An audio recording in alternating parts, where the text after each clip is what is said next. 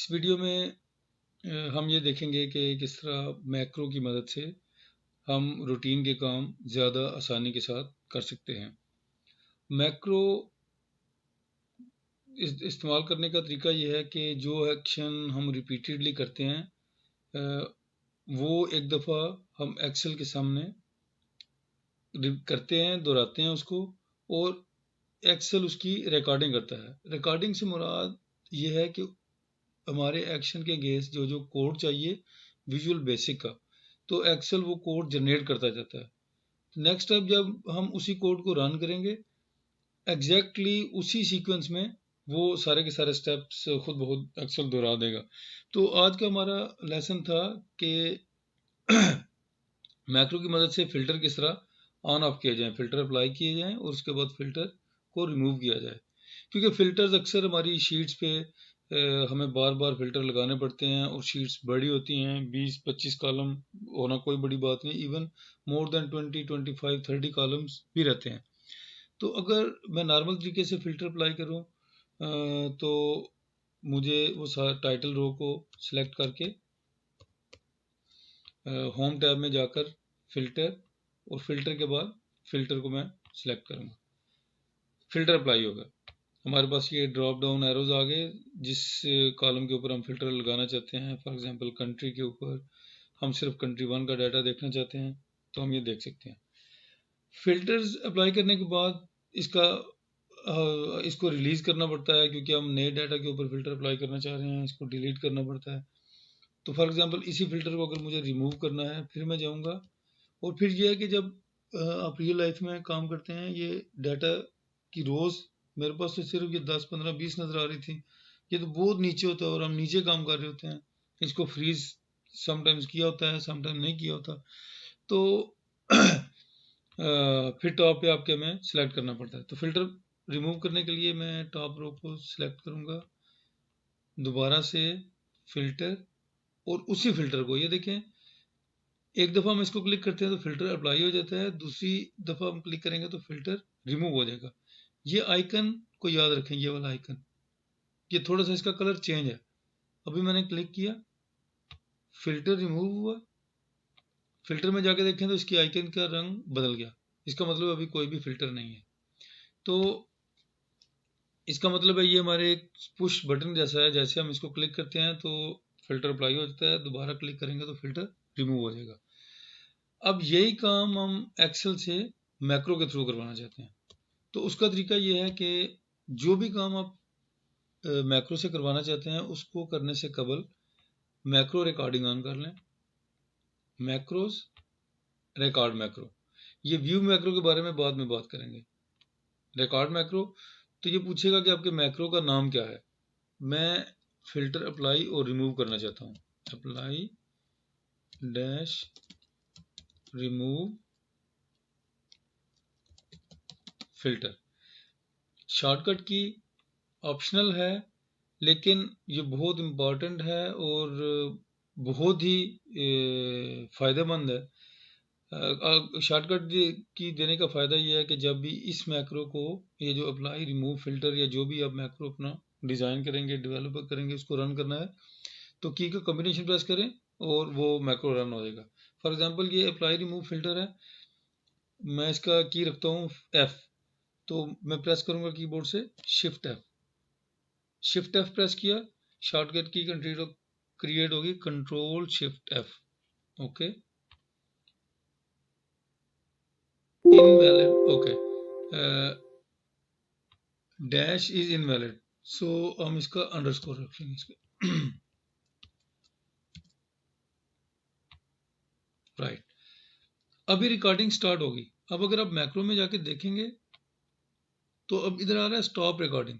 जब तक हम स्टॉप रिकॉर्डिंग नहीं करते, हमारे जितने भी एक्शन हैं वर्कशीट के ऊपर, उनके against Excel 1 by 1 code create करता जाएगा। तो मैंने क्या किया, B2 के ऊपर क्लिक किया और इसको एंड तक ड्रैग किया, K2 तक सिलेक्शन की, उसके बाद नोट करते जाए, मैंने सिलेक्शन की, उसने कोड जनरेट कर दिया सिलेक्शन, फिर मैंने फिल्टर अप्लाई किया, फिल्टर अप्लाई हो गया, और जो हमने काम करना था वो कर लिया। इसका मतलब है अभी हम स्टॉप करेंगे मैक्रो को। तो ये याद रखें, ये जब हम मैक्रो रिकॉर्डिंग स्टार्ट करते हैं उसका मतलब ये नहीं कि हमारी स्क्रीन के जो भी मैंने मेन्यू के ऊपर गया वो सारे रिकॉर्ड हो रहे हैं। ये सिंपली जो मैं एक्शन करूंगा उनके लिए जो कोड चाहिए वो जनरेट होगा और उसी का नाम है रिकॉर्डिंग। तो अभी मैं देखना चाहता हूँ वो कोड किधर है, कैसे जनरेट हुआ। लेकिन कोड को देखने से पहले हमने एक मैक्रो रन किया था जो फिल्टर अप्लाई भी करेगा और जब दोबारा हम उसको रन करेंगे तो वो फिल्टर रिमूव भी करेगा, क्योंकि हमने ये देखा कि अप्लाई फिल्टर वाला एक ही बटन है हमारे पास, उसी को हम क्लिक करते हैं तो फिल्टर अप्लाई हो जाता है, दोबारा क्लिक करते हैं तो जो ऑलरेडी फिल्टर है वो रिमूव हो जाता है। ओके, मैं अभी शॉर्टकट की प्रेस करने लगा हूँ, control shift F, filter remove हो गया। ये आप नोट कर सकते हैं मेरा जो सिलेक्टर है वो इधर है, D10 को मैंने सेलेक्ट किया है, मैं कोई सिलेक्शन नहीं कर रहा।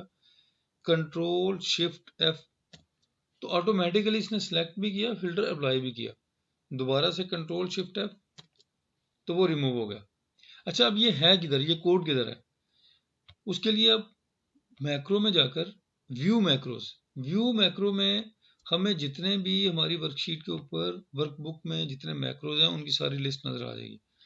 अप्लाई रिमूव फिल्टर और इसके अलावा जो भी आप मैक्रो क्रिएट करते जाएंगे, क्योंकि हम बहुत ज़्यादा मैक्रो क्रिएट कर सकते हैं डिफरेंट फंक्शनैलिटी के लिए।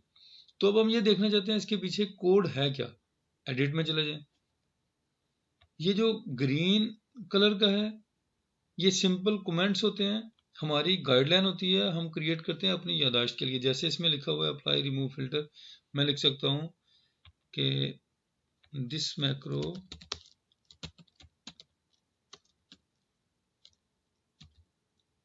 developed to apply and rem remove filters। Okay, और उसका कीबोर्ड शॉर्टकट क्या था वो हमने लिखा था control shift F. Actual code ये है, ये देखिए बिल्कुल अंडरस्टैंडेबल है। Range B2 to K2 dot select, B2 और K2 से लेकर रेंज को सिलेक्ट कर लो, वही जो हमने सिलेक्शन किया था। Then selection dot auto filter, whatever we have selected apply filter to that. So जो भी हमारी सिलेक्शन है उसके ऊपर फिल्टर अप्लाई कर दो। सिंपल, बिल्कुल सिंपल कोड है। अगर हम रिकॉर्डिंग की बजाय डायरेक्ट हमें ये कमांडें याद हो जाए, हम डायरेक्ट टाइप करेंगे तो रिजल्ट आएगा। एक बात नोट करने की है कि ये जब मैंने रिकॉर्डिंग की थी मैं शीट 1 के ऊपर था। अब इधर कोड में लिखा है range B2 to K2 dot select, तो अब B2 टू K2 अगर आप जाएंगे, शीट 3 में भी B2 है और ये K2 तक जाता है, शीट 4 में भी B2 है और K2 तक जाता है। तो कौन सी शीट, जब हम मैक्रो रन करेंगे कौन सी शीट के ऊपर ये एक्शन अप्लाई होगा, B2 to K2 dot select.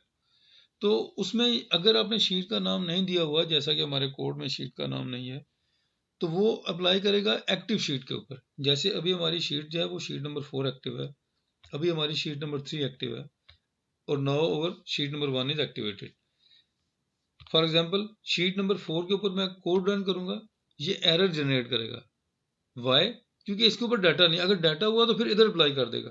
Control shift F, ये देख लें उसने एरर जनरेट किया। एरर देखिए, एरर क्या है, डीबग मैंने किया। एरर है चूंकि मैंने शीट 4 के ऊपर है कि मैक्रो रन किया था, इसने शीट 4 का B2 टू K2 सेलेक्ट किया, लेकिन जब इसने सिलेक्शन इसने कर ली, सिलेक्शन का प्रॉब्लम नहीं, जब इसने फिल्टर अप्लाई करने की कोशिश की तो उधर कोई डाटा नहीं था, इसलिए एरर जनरेट हुआ। ओके, इसी को अगर आप शीट 4 पे देखें, यही मैक्रो रन करें, कंट्रोल शिफ्ट एफ, फिर प्रॉब्लम, क्योंकि इसने अब शीट 3 के ऊपर B2 टू K2 सिलेक्शन किया लेकिन डाटा नहीं है। तो इसको भी हम एंड कर देते हैं, शीट 1 पे जाएं, इधर है कि कंट्रोल शिफ्ट और एफ, इधर अप्लाई होगा। सो और हम किसी भी शीट में रहते हुए हम दूसरी शीट के ऊपर अपना ये अप्लाई कर सकते हैं, फिल्टर करना चाहेंगे तो उसके लिए क्या करना पड़ेगा, सिंपल एक छोटी सी चीज।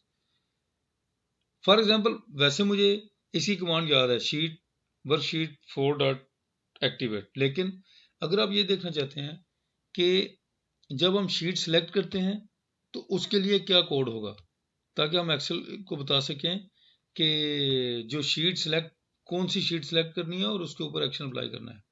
तो मैं क्या करूंगा, एक नया मैक्रो लिखूंगा,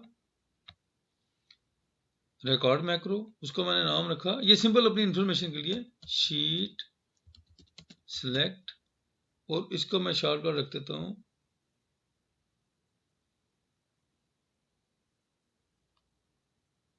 इसके, ये सिंपल हम एक कोड देखना चाहते हैं सिलेक्शन के लिए, एक्टिवेट शीट एक्टिवेट, नाम कोई भी हो सकता है, नाम में कोई सिग्निफिकेंस नहीं है। तो ओके किया। अब मैंने शीट नंबर 4 सेलेक्ट की, चूंकि रिकॉर्डिंग चल रही है, उसने कोड जनरेट कर दिया कि शीट को सिलेक्ट करने में कौन सा कोड होगा। शीट 3 सेलेक्ट की, उसने कोड जनरेट कर दिया। तो मैं मैक्रो में जाऊंगा, स्टॉप रिकॉर्डिंग। अभी मैक्रो में जाके आप व्यू मैक्रो करेंगे तो आपको दो मैक्रोज नजर आ रहे हैं, शीट एक्टिवेट और ऐड रिमूव फिल्टर। तो मैं शीट एक्टिवेट में जाके सिर्फ देखना चाहता हूँ कि उधर क्या कोड जनरेट हुआ। ये देखिए शीट एक्टिवेट में हुआ रेंज एफडी 16 डॉट सेलेक्ट, चूंकि हमने उसके ऊपर क्लिक किया था, इसने लिख दिया सेलेक्ट, इसकी हमें जरूरत नहीं थी। शीट्स शीट 3 डॉट सेलेक्ट, तो जो भी आप शीट सेलेक्ट करना चाहते हैं उसका नाम लिख के डॉट सेलेक्ट। तो हम क्या करेंगे, हम इसको सिंपल कॉपी करेंगे और इसके ऊपर हम पेस्ट कर देंगे, क्योंकि हम चाहते थे शीट्स शीट 1 के ऊपर जो हो, शीट 1 को सिलेक्ट करे और उसके बाद उसकी रेंज B2 K2 को सिलेक्ट करे और उसके बाद उसको फिल्टर अप्लाई करे। तो ये हमारा एक हेल्पिंग था, सिर्फ देखने के लिए कि शीट सिलेक्शन का कोड क्या होगा। इसी तरीके से आप कोई भी काम करना चाहें, उसकी रिकॉर्डिंग ऑन करें मैक्रो की, कोड जनरेट करें, तो आप देख सकेंगे कि इस काम के लिए कौन सा कोड चाहिए, इसको डिलीट कर दें। ये बहुत इंपॉर्टेंट टिप है कि इवन गूगल करने से अगर आप कोई कोड किसी काम के लिए चाहते हैं तो वो काम एक्सेल पे करें, मैक्रो में रिकॉर्ड करें और मैक्रो में जाके कोड देख लें। एनीवे, अभी हमने लिख दिया, इसको मैंने सेव, अगर मैं सेव करूंगा तो इसको, ये ऑलरेडी चूंकि वर्कशीट हमारी सेव है, ये देखिए इसकी एक्सटेंशन जो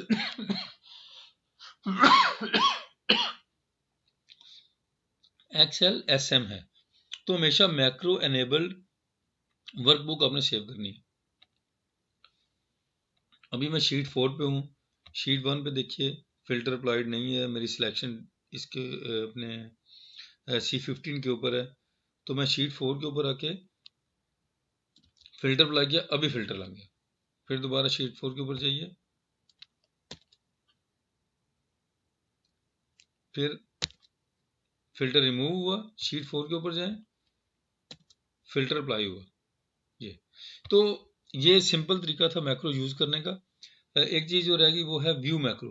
व्यू मैक्रो, इसमें तो चूंकि एक मैंने डिलीट कर दिया था कोड में, एक तो इसमें सारे मैक्रो नजर आएंगे जो भी हमने क्रिएट किए हैं, फिर उसके बाद हम उसको एडिट कर सकते हैं, और जो हम शॉर्टकट से रन कर रहे हैं उसको हम यहाँ से रन कर सकते हैं। मतलब आपके पास लिस्ट आ गई, मैक्रो सेलेक्ट करें और रन करें, और अगर आपको शॉर्टकट बाय हार्ट याद है तो वो की कॉम्बिनेशन प्रेस करें।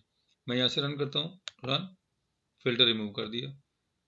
तो ये चूंकि थोड़ा सा लंबा हो जाता है, व्यू मैक्रो और फिर रन, फिल्टर अप्लाई होगा, इसलिए शॉर्टकट को इस्तेमाल करना ज़्यादा मुनासिब है और इजी है। तो इस वीडियो के हवाले से आपका कोई भी क्वेश्चन हो, आप यूट्यूब वीडियो के नीचे अपना कमेंट कर सकते हैं, क्वेश्चन कर सकते हैं, अपनी सजेशन दे सकते हैं, कोई इम्प्रूवमेंट चाहते हैं तो उसकी सजेशन दे सकते हैं। एक्सेल मैक्रो या एक्सेल का कोई और काम, कोई आपकी असाइनमेंट है, कोई ऑफिस वर्क है या घर की कोई असाइनमेंट है, तो वो ज़रूर हमारे साथ शेयर करें। हम कोशिश करेंगे कि उसमें जितनी हमसे हो सकी आपकी मदद करें। हमारे चैनल को सब्सक्राइब करें, बेल आइकन पर क्लिक करें ताकि आपको वीडियोस फौरी तौर पर अपडेट उनकी मिल सके, और अपने दोस्तों के साथ इसको शेयर करें। आपके टाइम का बहुत शुक्रिया। अस्सलाम वालेकुम।